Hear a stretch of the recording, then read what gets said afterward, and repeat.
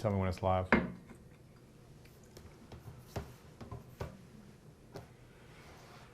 All right, guys, I'm here with a dear friend of mine, Mr. Michael Strasner is in the house. Good to see you. It's great to see you. We met 5+ years ago through an emotional intelligence leadership workshop that you were facilitating and teaching.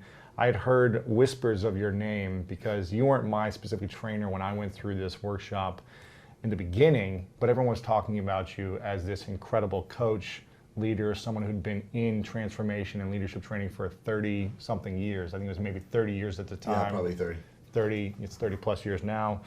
And then I got to have a 6-month experience with you where you were teaching these 12 distinctions of being a master leader in this 6-month journey where we would meet a few times a month. You would give us challenges, and you essentially put us through a journey, a game, I like to call it, of life on how to overcome all the different challenges that we each individually face. Yeah. And it was a powerful transformation for me. I was already a speaker, getting paid a lot of money to speak around the world. I was already doing big things, but I used that experience, that 6-month journey, it was the thing that allowed me to really facilitate and speak and get my message out in a bigger way. Not only on my podcast, but on stage. And I tell people today that experience was very powerful for me. Even though I'd done 8 years of public speaking training and leadership training, this thing that you put me through transformed the way that, you know, I communicate with people as a leader. And I feel like, and that was 5 years ago. Yeah. And I still feel like I have a lot to learn and gain and overcome and grow into. But that was a very transformational journey for me, that whole 6 months. So I appreciate everything you've done for me and so many people. You've trained, I think, over 100,000 people, potentially, Yes. somewhere in that range, probably in 35+ years, with the work of leadership and emotional intelligence. So I'm glad you're here. You've got this book, you've got this book out called Mastering Leadership. The link is in the description. It comes out 12/12, December 12th. Again, it's the 12 distinctions of master leaders. Shift the drift and change the world. Mm-hmm. So why this book, and what does the drift actually mean for those who don't know what the drift is? Well, why this book? So let's talk about that. So I've been working with leadership, not only myself as a leader, developing myself, but I've been working, as you said, with people for 30+ years about leadership and developing leaders and leadership in the world. And it's a passion of mine. You know, I think that there is a consumerism mentality in our culture. And what I mean by that is that we operate from a context professionally and personally of like, what am I going to get out of this? So I want to be in a relationship for what I'm going to get, or I'm going to be, you know, in this job or pursue this career because of what I want or what I want to get. And that consumerism mentality is part of the drift. This drift that I refer to is a cultural drift. It's sort of an invisible phenomenon where, if we go all the way back to our earliest years and growing up, where we would go from being these happy, free, playful, joyful, children, honest, children that thought we could be anything, thought we could do anything. And all of a sudden things happen. You know, maybe it's events with your mom or your dad, or events at school. Maybe you raise your hand in school and kids make fun of you, or you make a mistake, or you're the last one picked to be on the team. You make a mistake in the play that you're performing, and all of a sudden you get laughed at or whatever. But things happen to us, some traumatic, some are not per se traumatic, but they affect us and they stick. And those things that stick essentially cause us to shut down or disconnect or repress or hold back parts of who we are. And then we get into this malaise. You know, it's like the Walking Dead malaise of mediocrity, where we hold ourselves back. So by the time you're 13 years old or 15 years old, most kids are holding back, or they're worried about how they look, or they're insecure, or they're doubting themselves, or they don't speak up, or they don't say what they really want to say. They sugarcoat it, or they go along with the crowd so that they're accepted. I mean, I remember so many times when I was 13, 15 years old that I completely went along with the crowd to do things even though I didn't really want to do them, even though I thought that they were either wrong or, you know, not authentic, or not, you know, in alignment with my values, like drinking or doing irresponsible things. And I did it so that I could be cool. I did it so I could be liked. I did it so I could get approval. So that's like this drift that I'm referring to. It's a cultural mediocrity where leadership is like a nice idea for you know, maybe one person, or being an entrepreneur, a successful entrepreneur like you is like, you know, not available to me or not available to the common person, but Lewis did it or someone else could do it. Maybe I don't have what it takes. And so we get into this conspiracy. So the drift that I'm talking about is this conspiracy. This way of being, this way of living, this way of thinking, this. Yeah, that I can't do it, or I don't want to take the risk, or it's better to be safe and play small, better to be in survival and exist, better to go along with the crowd and do what other people are doing, or do what my parents want me to do, or do what society wants me to do. And essentially we lose our uniqueness, our authenticity, our vision of what's possible. I mean, do you know how many people I work with on a weekly basis that had a vision when they were 12 or 10 or 15 or whatever, and they're not doing it. Yeah. They even go to school, they pursue school, higher level education, and now they're doing something completely different. And they were doing that to follow along with whatever the drift was where they were raised. Maybe it was the drift of doing what your parents say, or doing the right thing, or doing the safe thing, versus being committed to that vision, sticking with that vision, and doing whatever it takes, regardless of whether it's popular or whether you might fail, but you do it anyway. You go for it, because that's where the real juice is in life. Right. So. You've trained over 100,000 people, I'm assuming, right? Is that the estimate? Directly, indirectly, yes. In a 3 to 5 day immersive workshop environment where you've seen the best of people, the worst of people, and everything in between. Yes.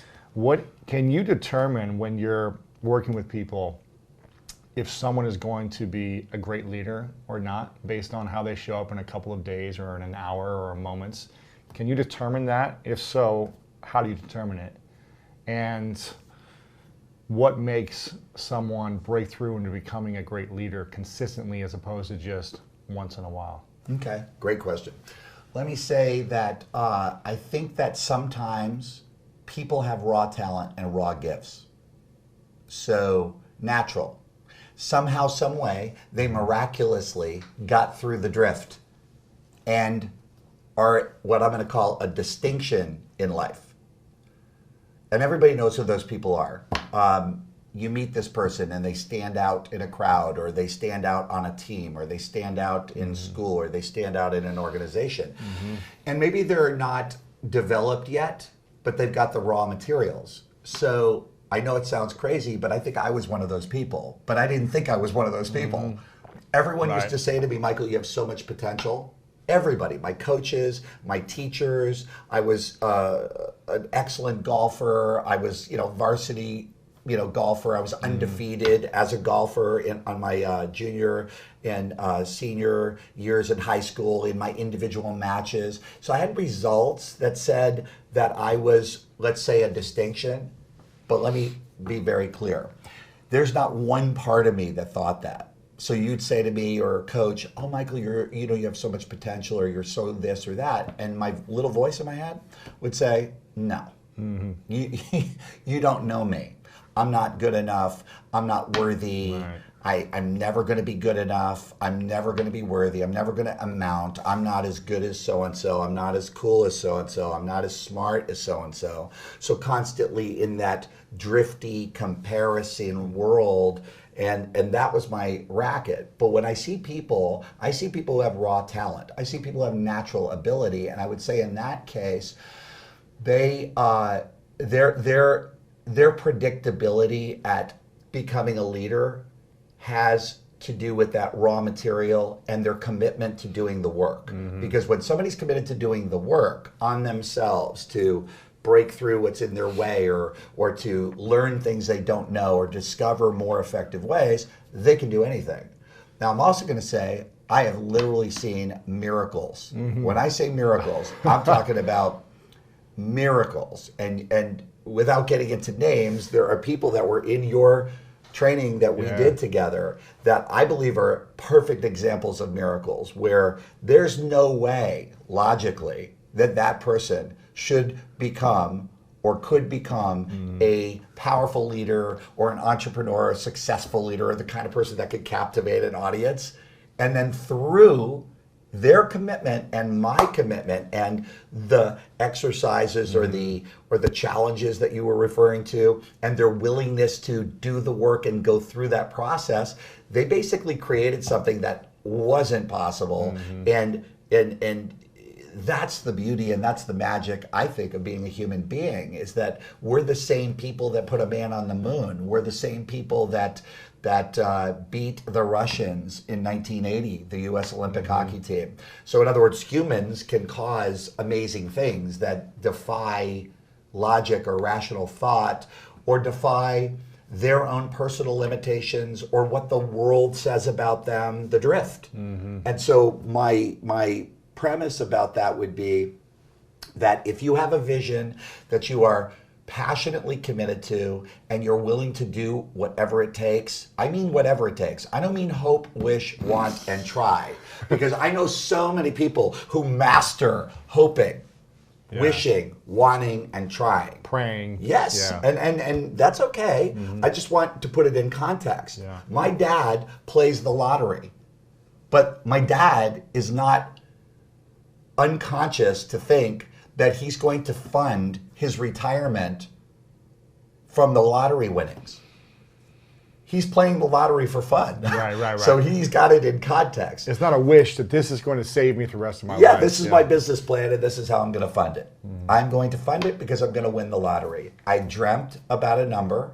I'm going to be that number, and I'm going to play that number. I mean, why would you put your vision and your dream or your business desires, why would you put it at some form of hope or wish or want, when you can directly impact it with your commitment and your power and your willingness? Most people don't use their power. They are controlling, they're dominant, or they're righteous, or they're defensive, or they love to argue about things, but that doesn't make them powerful. What makes someone powerful? What makes somebody powerful is when they use their energy and their thoughts to form the vision, to take action in life that's consistent with that vision, so that they can turn that vision into reality. When people use their power, they can do anything. They can move mountains. There's stories about women who are in car crashes with their kids in the car, that somehow that woman was able to lift a car up to get their children out. That's happened many times, and it's been in the news many times. Think about that. When you're committed to something, when something matters to you, and it lives for you, like the love of your child or the vision for your dream business, then you can do miracles. So how do we access our vision if we don't have a clear vision? How do we even come up with the ideas of the potential thought of a future vision if we're so stuck in the drift, or lost, or unclear, uncertain, down, depressed, whatever it may be? How do we cultivate those ideas? Okay, I love that question. So here's what I would do. I would do what you did all the years that you were in your formative times of formulating your vision for your business and your future and what you want to do, which is you talked to a lot of people. You had a lot of conversations. You you essentially were interviewing people before you were interviewing people. Right. And you took it upon yourself as like a quest and a research project of your life to go and to be in discovery, to find out what you don't know that you don't know, so you can open yourself up to possibilities. And then you found the vision. You got clear on the vision. You had a job. You know, you could have continued on in the job. You know, you were making money in the job, but you didn't want just a job. You wanted something beyond the job. Yeah. You wanted to have that purpose and that vision that you discovered for yourself. And so you found it. And so I think people don't do the research. I think people are lazy. I mean, let's be honest. Right. Most people are lazy. Right. And I don't mean lazy per se like they don't go to the gym. So I don't mean to offend anybody, but I think it's more like a laziness with their mind. They're mentally lazy. They sit around talking about what I can't do, what I can't be, what I don't like, what I disagree with, what I'm unhappy about, what makes me miserable. Think about how much time we're spending disenrolling ourselves in our possibilities. What if I took 5 minutes of my day to sit down with a blank canvas, a blank piece of paper, and just write about what I love, write about what I'm happy about, write about what I appreciate, write about what I'm interested in. And then we could use Google or any number of methods to do research to find out. There are people that are super happy and super effective and powerful in their lives, creating extraordinary results. Why can't we go talk to those people or get into what makes them tick? In my book, that's part of what I've done with my life about leadership. I don't just think about Jackie Robinson as a baseball player and say, oh yeah, he was super fast and he's a fantastic infielder, I think about Jackie Robinson as the person and what made him tick. And so I'll see all the movies on Jackie and I'll read about Jackie and I'm interested to learn. I'm interested to discover about these people in history that are alive or dead, but who have been incredible influencers and powerful, who have impacted my life, and what wisdom can I extract from them that I can pass on to others. Wow. So, yeah, and you've got 12 different distinctions of master leaders. Could you share 3 that you think everyone should be focusing on? Obviously all 12 are important, but what are 3 that you think, man, if you can start with these 3 things and start to master these 3 distinctions, that would be a great head start for you, for anyone. Sure. Whether you're already a great leader yeah. or you feel like you're not a leader yet and you want to become one. Okay, so going off of vision, one of the distinctions is to have a powerful vision and commit yourself to the vision. A lot of people have a vision. They don't commit it. They don't commit. Yeah, they want something. They have a dream. Something. This is my dream. This is my desire, but I'm not taking the daily action. You ask the daily person, your friend, anybody you meet. So, what are some things you don't have that you want? I guarantee you, they've got a list. And what are you doing to make it happen? That's a whole other story. Nothing. I'm continuing to do the same thing I've always done. Right. That's the definition of insanity. Yeah. Why? Hypothetically, let's say we have one life. Why would you waste your opportunity? Why would you procrastinate versus use your mind to do the research? So in other words, let's say you're an analytical person and you love to procrastinate. Why don't you even put that to good use for you? Right. Here's a way you research, can do that. Yeah. Do research. Yeah. Analytical people are phenomenal at research. So why wouldn't you use your brain to formulate a vision, to create a life and a future possibility for yourself and for others, whether it's professionally or personally, that get you out of bed in the morning so you can jump out of bed. And then that's where the commitment comes in. You get to jump out of bed.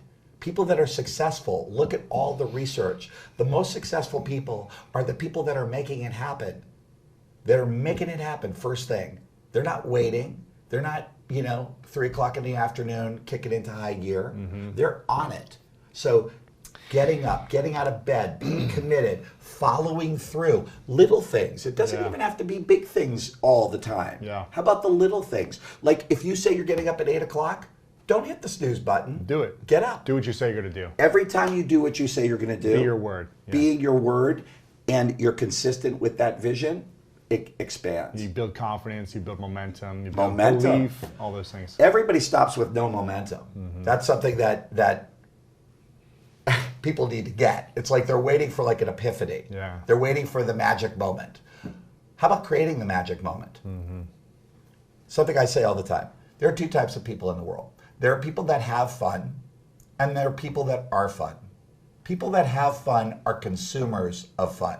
They are operating from the context that the universe is here to serve me. The universe is here to fulfill my needs, whether it's a relationship or a movie or a concert or a game. Like somebody's here to fire me up, or somebody's here to have me be excited in my life. No.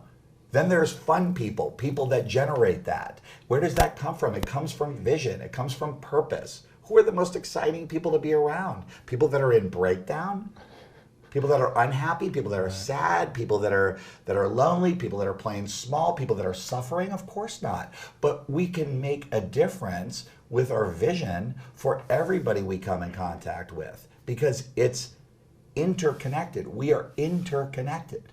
Everything we do affects everybody. So whether it's I meet you in Starbucks and you're having a bad day, I'm living my vision, I can empower you. Yeah.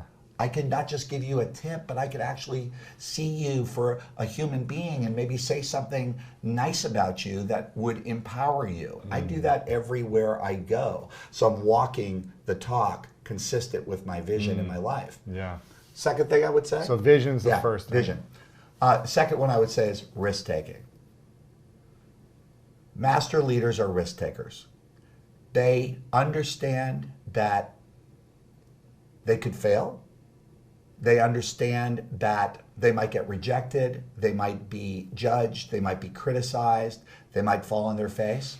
But they accept it because they also understand that without the risk and the courage to act, it's not going to happen anyway. So it's kind of like this. You're running a risk no matter what. Right. The risk of never having your vision become a reality, the risk of never having the relationship of your dreams, settling for a 5 when you really want a 10, the risk of having a job or a career that's okay, fine, pays the bills, you're okay, moderately successful, or going after what you really want and having the courage to do it, which opens up possibilities for you on every level, emotionally, spiritually, physically, financially, etc. Then there's the other side of that. You don't take those risks. What are you risking? You're risking wasting your life, dying a little bit every single day. I believe that every day you are not following your vision, you are not going after your dreams, you are not risking and playing big. I call it playing with house money. You got to play the game of life like you have all the money. That's how you make the money. Right. That's how you create the abundance. You can't be bunting, like, oh, please give it to me, or rescue me, help me, please. No, you get up to the plate with the bat and you swing with the intention of hitting a home run, knocking that ball out of the park. Every time you get on a golf hole, you're thinking about knocking the ball in the hole. You're focusing on knocking the ball in the hole. You're not saying, oh gosh, I hope I don't lose my ball on this hole. Right. And unfortunately, sometimes I think that. Yeah, well, I mean, but we all do. If you're in the woods. Yeah. We all do. But that's key. So risk-taking, being committed, being shameless in the commitment, not worrying about what people think. Because I want to say one other thing about that. People are going to think it anyway. Yeah. So either you're going to change what people think about you because of the game you're playing and how you're showing up and how you're being, or they're going to invent it. And they're going to go, oh, look at this guy playing small. I don't think I want to play with him. Look at this guy. Look at this person. I don't really think I want to be in a relationship with that person. But if you show up in your vision and you're committed to the vision and you're risk-taking, you're fun to be around. Yeah. And you're generating that energy and the excitement and the possibility of that relationship. Yeah. It becomes electric. Yeah, it's hard to score if you just never swing, or if you get hit by a pitch, or if you bunt. It's hard to score, at one at bat.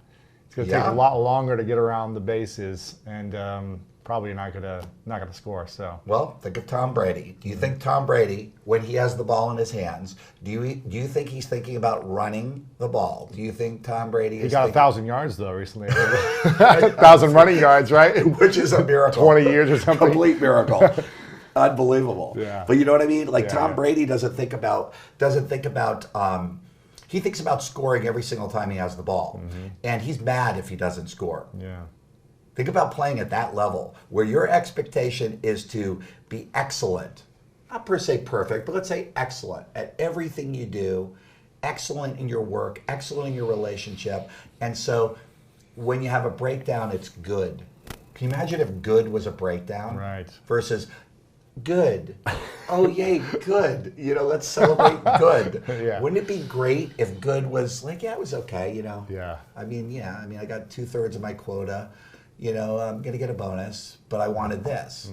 So we get to raise our expectations of ourselves. And by living the vision, being committed to the vision, taking risks, doing whatever it takes, putting myself out there, being fun, being energetic, being passionate about what matters, it makes a difference. Okay. So vision, risk taking, and the third one. Third one is the Lone Ranger would have died without Tonto. Team. Go back to the story of the Lone Ranger and Tonto.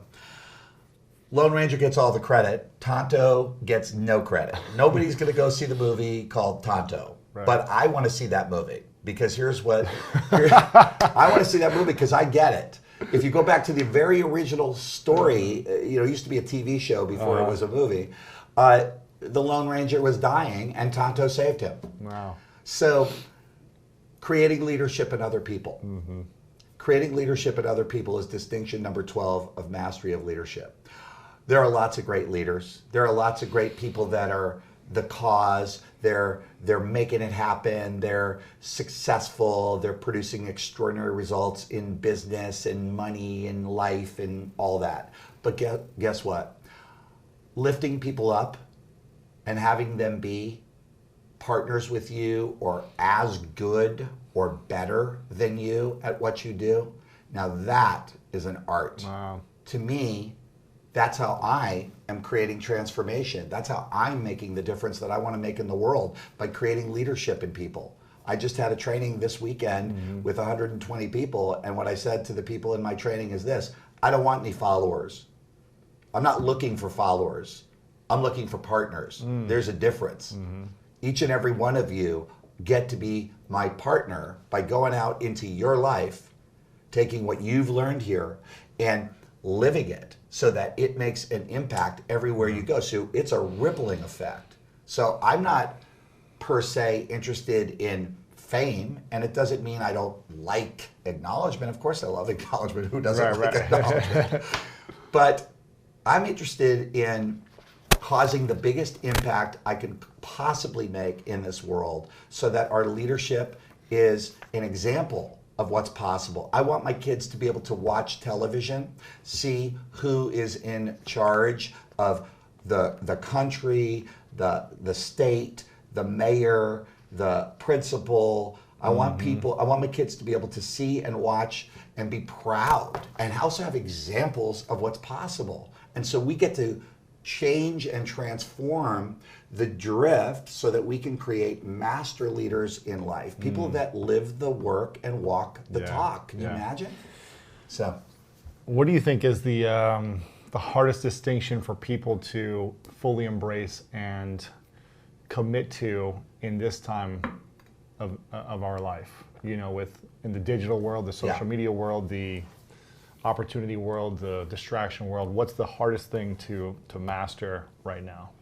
I would say it's one of those three or another one. Well, I think it's different for everybody. So that's something I definitely want to say. Some people are big time risk takers, but they're not effective at creating leadership in other people. Some people are like one of the distinctions in my book is about mastering your communication skill, not just your verbal communication, but your listening skill. Yeah. What I would say the biggest challenge is for leaders is to land their communication.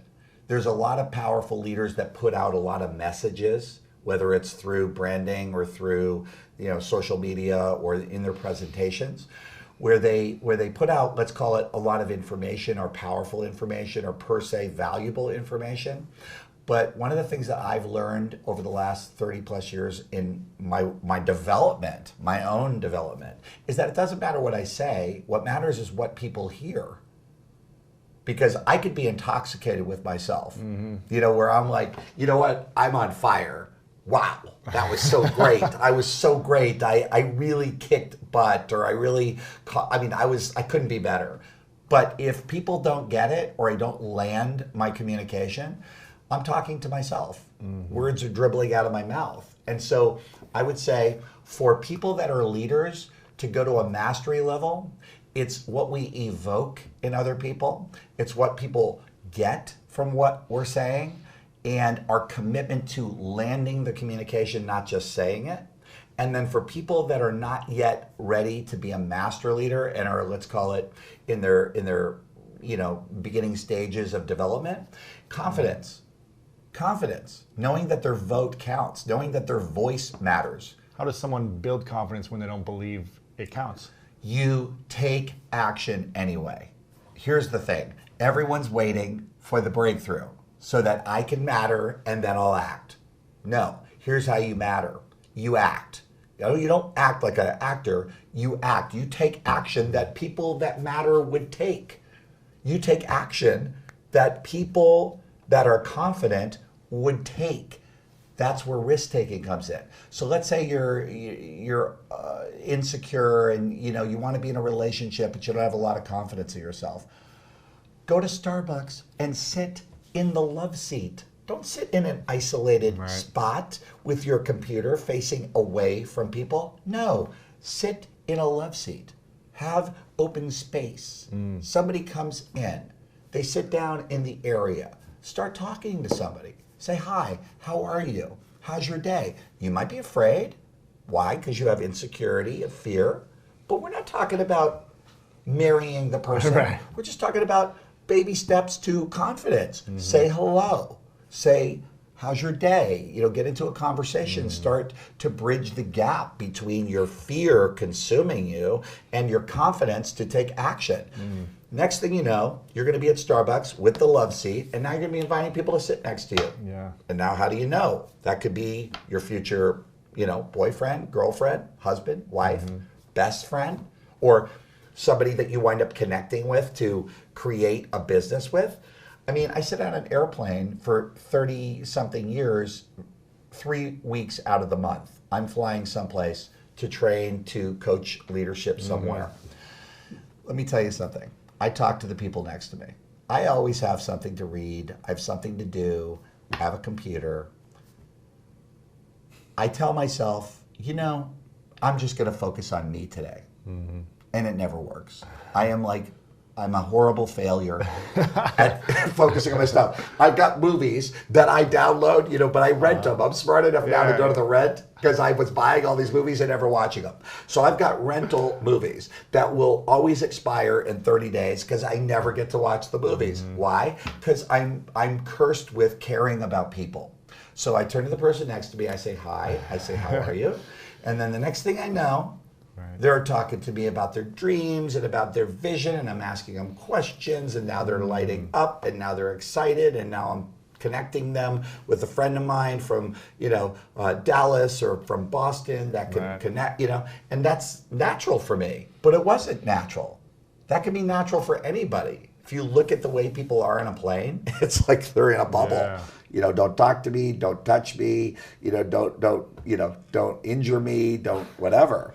And I think that's a metaphor. And look at our cars. I mean, we drive in our cars and we've got, tinted windows and multiple locks on the doors, and everything is like, stay out. Let me box myself in. We're always in a box. Why don't we get out of the box and get out of our comfort zone of the way we normally do things to risk and to open ourselves up? What do you do on a daily basis to get out of your comfort zone? Because you're constantly pushing the limit. You're constantly seeing what your deficiencies, I guess, are, and you're pushing yourself. So what is that? Well, first of all, I start every day with a clean space. And then what I do from that clean space is I ground myself and I center myself on what's important to me today, what matters to me. So, for example, I'm going home. So today I'll be going home. Yeah. And so I'm thinking about my wife, and I'm thinking about what I'm committed to creating with my wife. I'm not just thinking about my wife like, oh, the wife, which is what a lot of people do, or they don't think about the wife at all. Yeah.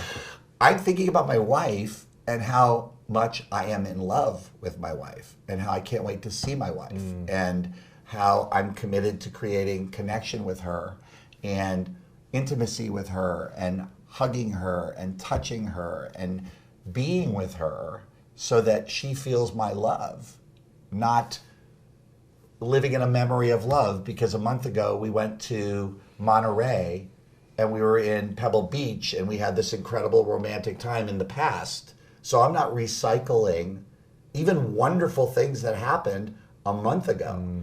I'm grounding myself today, thinking forward, and I'm focusing on my wife, my children, my golf game tomorrow, all the things that I'm looking forward to that are important to me, important to the people in my life, and I'm forward declaring. So it's not just forward thinking, I'm forward declaring.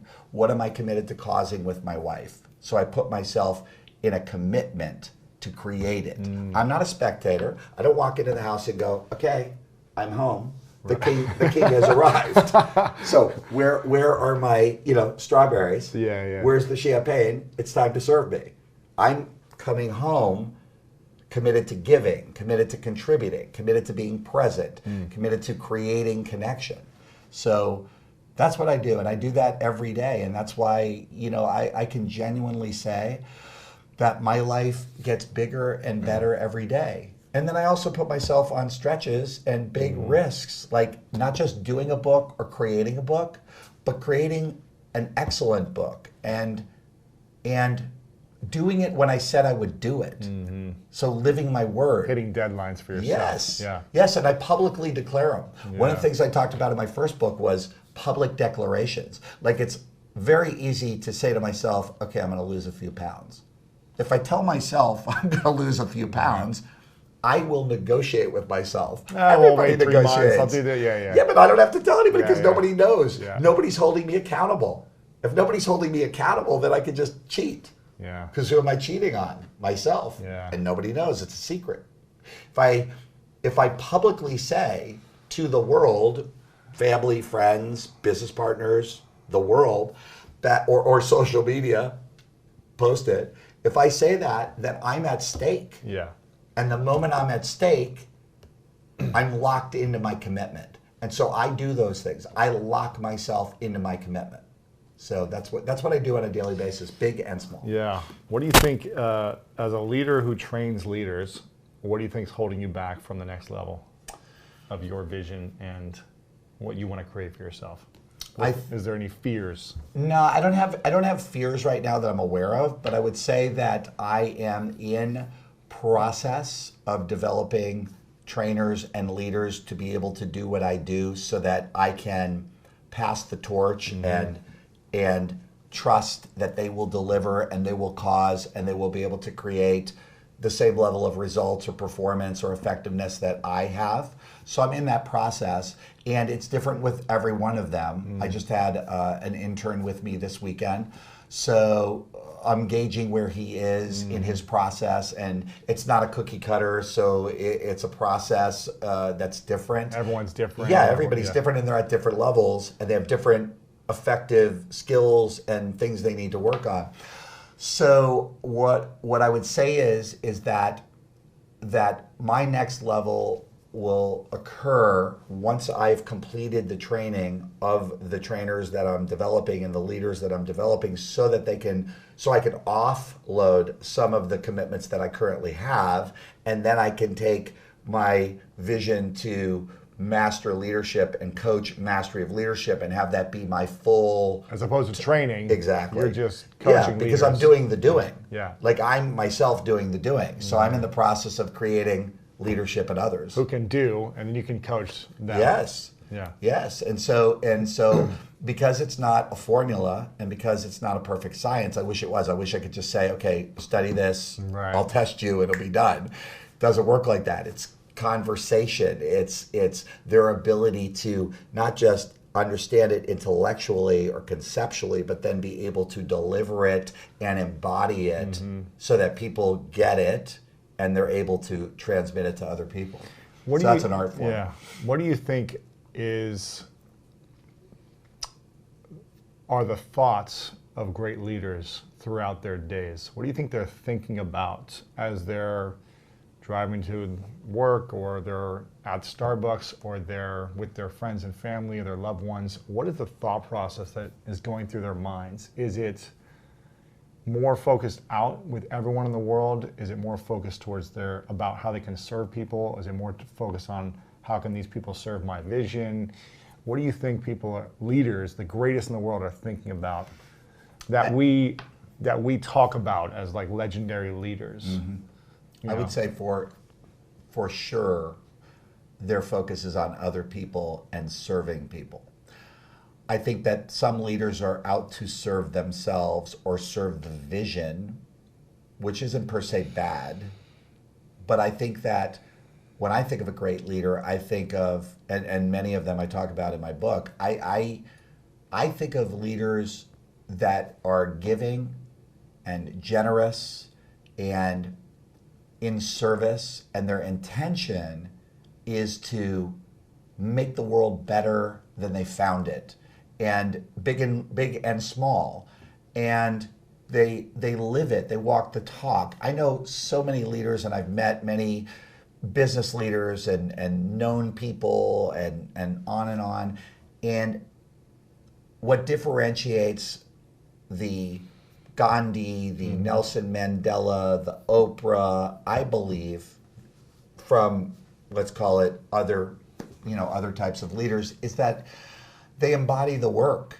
It's not a performance. It's not an act. It's not something that I do when the lights are on or when the camera's on. Yeah. It's I'm doing it in my everyday life. And because I think of Oprah as like an incredibly generous person and powerful and influential. She doesn't have to do all the things she does. She can easily say, I've made my difference. I mean, do I really need to show that I care anymore? Right. But she continuously finds new ways and continuously finds new possibilities. Ellen does the same thing. And I love those people. I respect those people. I admire those people as leaders because their generosity, their giving, they're in service. And so I believe that they're on a both and.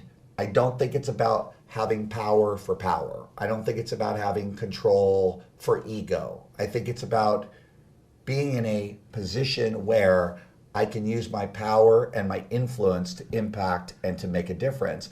And I think they're probably on some level asking the same question that Rudy asked in the Rudy movie. What more can I do? What more can I give? Right. What more can I do? What more can I give? What contribution can I make? Yeah, that's powerful. I'm going to have a couple questions left for you, but I'm curious if someone is watching or listening right now and they say, okay, I just need to figure out a game plan for the next 30 days on how I can improve from where I'm at to where I want to be. What stretch would you give people to help them overcome whatever they're going through? In 30 days, a game plan, what would you say? I would say, first thing I would do is I would sit down and I would get paper out of some kind and I would look at what's working in my life, what's not working in my life, and be honest. Another thing I would do. It's hard, to be honest. It is. With yourself. Totally. Yeah. And let's take it a step further.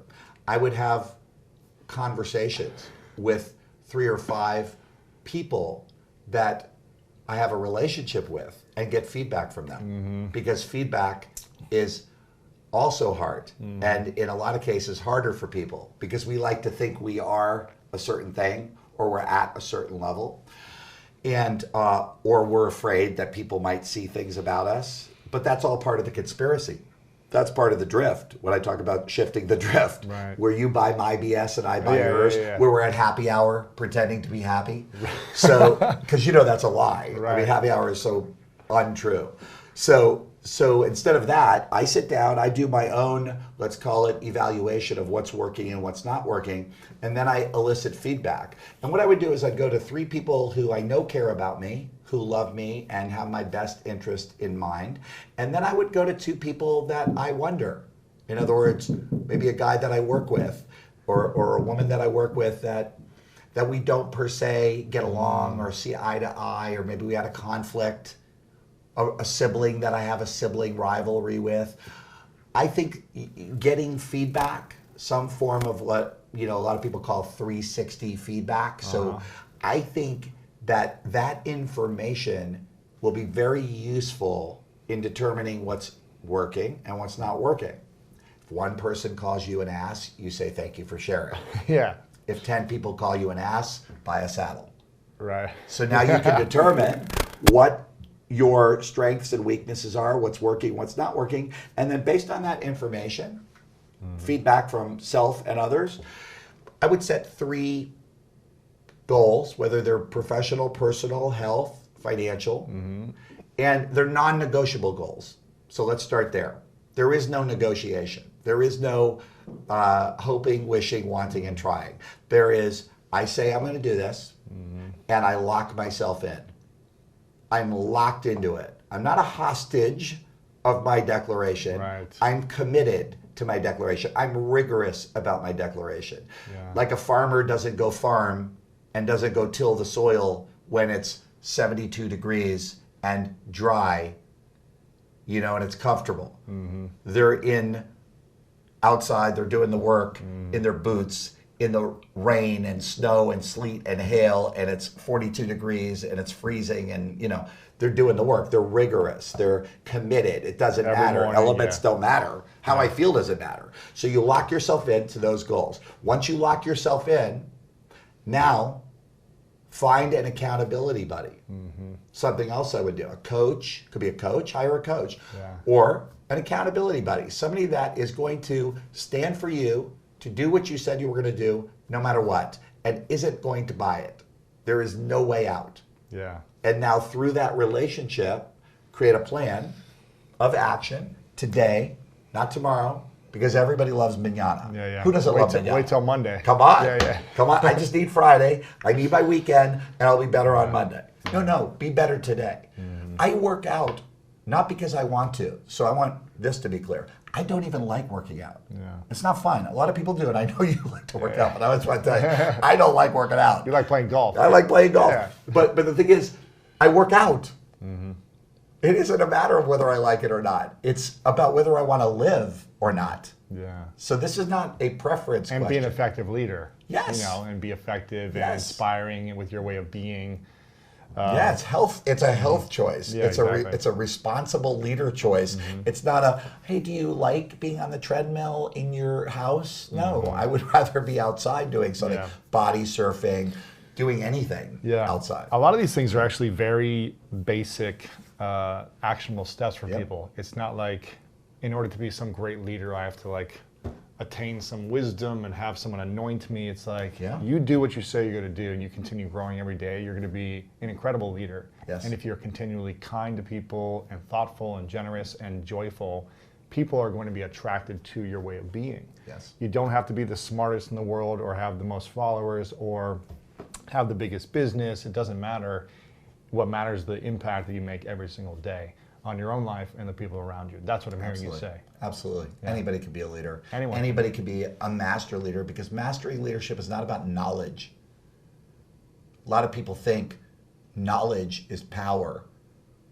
Knowledge isn't power, because everyone knows that world peace is a good thing. How's that working for us?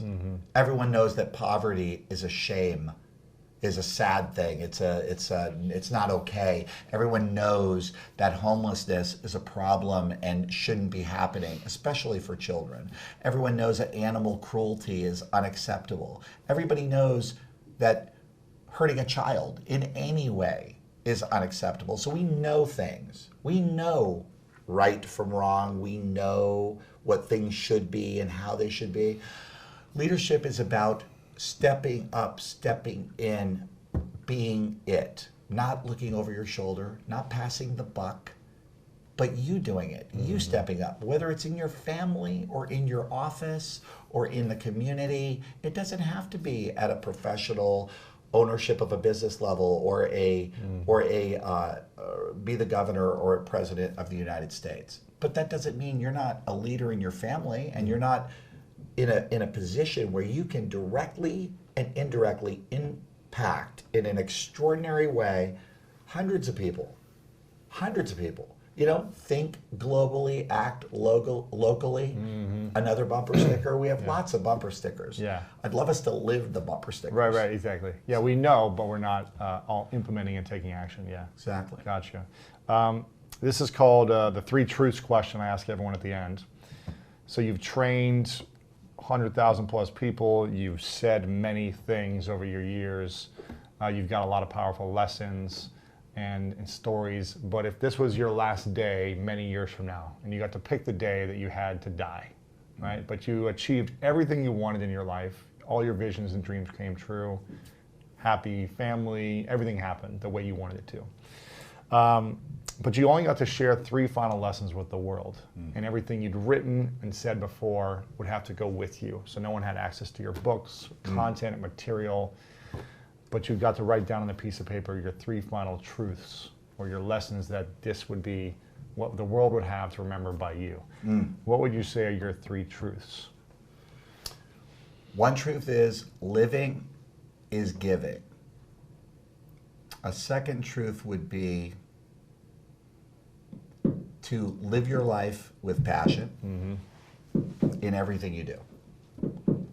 Third, and this is like 100% big for me, life is too short to have a stick up your ass. Yeah. I would want to leave a laugh and a smile. That's good. To go with the tears. That's great. That's great. I like those 3. I want to make sure people get the book. It's called Mastering Leadership, 12 Distinctions of Master Leaders. You can get it at themasteringleadershipbook.com, and it'll come out on December 12th. You can go there. Also on December 12th, it'll be on Amazon. And they can just go on Amazon and get it from there. They can go directly on Amazon.com. So themasteringleadershipbook.com, it's in the description as well. Before I ask the final question, I want to acknowledge you, Michael, for your consistency. You consistently show up the same powerful way since I've known you from 5 years ago to today, being in transformation and giving to people. You've constantly traveled, you put in the miles, you're in hotel rooms, you're dealing with people's breakdown every single second of life, I feel like, to serve people to become greater leaders. So I acknowledge you for that when you don't have to be doing it. You could be golfing all day and with your wife and hanging out with your kids. And it's an inspiration to see what true leadership is. And I acknowledge you for our friendship and all that you do. So I appreciate it. Yeah, I appreciate it. Final question is, what's your definition of greatness? Greatness. Greatness to me is living up to your highest possibilities, to truly embody your authentic self and your gifts, and to abundantly share them with the world. Michael Strasner, my man.